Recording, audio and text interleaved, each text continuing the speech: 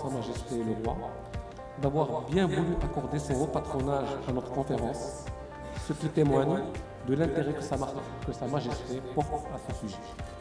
Permettez-moi de m'arrêter sur la signification de cette nouvelle manière d'entreprendre que je définirai en ces mots. La vision royale d'un Maroc tourné vers son continent est au cœur de toutes les stratégies du pays. Parmi les axes clés de cette vision, il y a le développement de l'entrepreneuriat ainsi que tout l'écosystème entrepreneurial nécessaire afin que cet entrepreneuriat social puisse devenir un moteur de la croissance économique durable, non seulement en Afrique ou au Maroc, mais à l'échelle de la planète.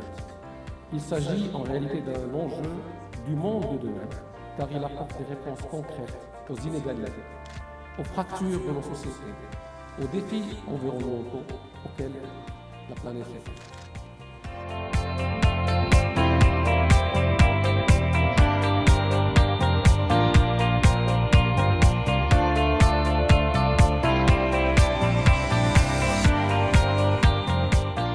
C'est pour moi un réel plaisir de participer à cette importante rencontre consacrée à la vision de Sa Majesté le roi Mohamed VI pour le co-développement. Une vision pragmatique, une vision assumée qui marque l'engagement ferme du souverain en faveur de l'émergence de notre continent, l'Afrique. Ce forum m'offre aujourd'hui l'opportunité de mettre en perspective la légitimité, le fondement et la logique de la vision de Sa Majesté le Roi pour l'Afrique.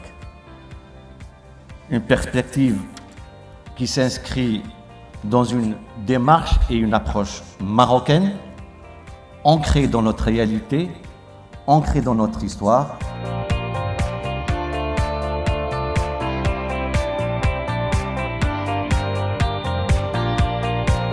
Cette deuxième édition du MTF sur la vision de Sa Majesté le Roi pour le co-développement incarne une volonté et une ambition forte pour l'entrepreneuriat social, porteur de grandes promesses pour l'avenir.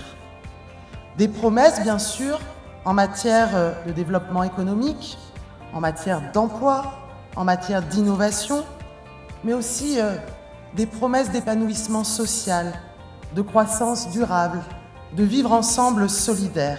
Et Sa Majesté le Roi a ici posé les bases d'une économie sociale et solidaire qui le veut performante et ambitieuse à travers la stratégie 2010-2020. Et je crois que c'est essentiel d'avoir un cadre qui donne de la lisibilité et de la visibilité. Il en a fait un vecteur de co-développement pour l'ensemble des Africains et notamment les femmes et les jeunes.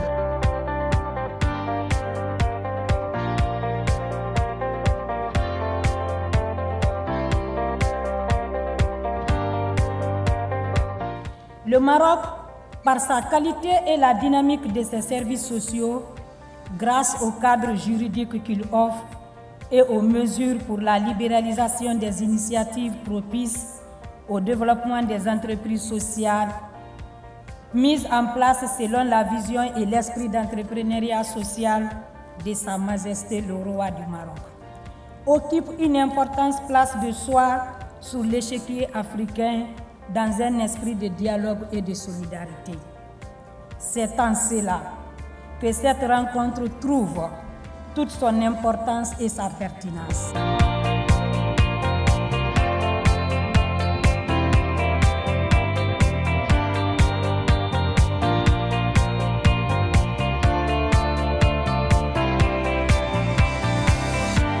Le Maroc est un pays où l'on constate à quel point il a avancé et il se modernise sous l'impulsion de Sa Majesté le roi Mohamed VI, dont la sagesse et clairvoyance font de ce royaume non seulement un véritable pôle de stabilité dans toute la région, mais aussi un référent d'avancée démocratique lancé par la Constitution de 2011, un acteur de coopération et de co-développement chaque fois plus important au sein de la grande famille africaine. Je me réjouis que l'idée du co-développement et celle de l'entrepreneuriat social soit les deux sujets sur lesquels nous sommes censés nous concentrer dans le cadre du volet africain, particulièrement dynamique, de la politique extérieure du Maroc. Je pense aussi que cet exercice est tout à fait à la mesure des attentes et des besoins de nos opinions publiques qui doivent prendre pleine conscience du poids et du rôle chaque fois plus stratégique de l'Afrique au XXIe siècle.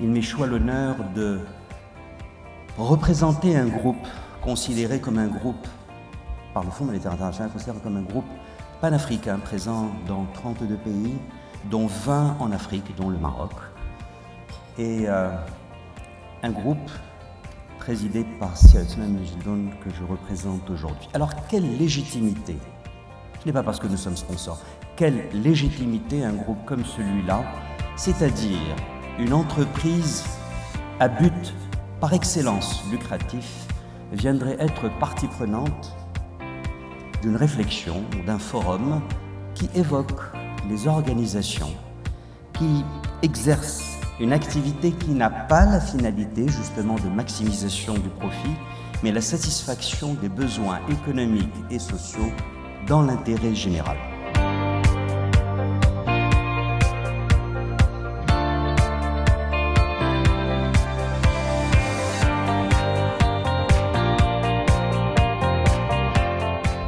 La chance de notre pays aujourd'hui, c'est que cette entreprise Maroc a ce leader, en la personne de Sa Majesté qui a eu cette vision depuis toujours. Mais la vision n'a pas consisté simplement dans un descriptif, elle a été aussi de manière pragmatique. C'est-à-dire que lorsque l'INDH a été lancé, c'était déjà le premier acte fondateur de l'entrepreneuriat social au Maroc. Que dire si aujourd'hui cette initiative n'avait pas été lancée, à savoir ce que seraient devenues les personnes en difficulté en milieu rural, en urbain ou périurbain. Que dire si ces milliards n'avaient pas été investis pour pouvoir toucher plus de 4 millions de personnes au Maroc aujourd'hui. Il ne vous a pas échappé que nous étions en train de changer de monde.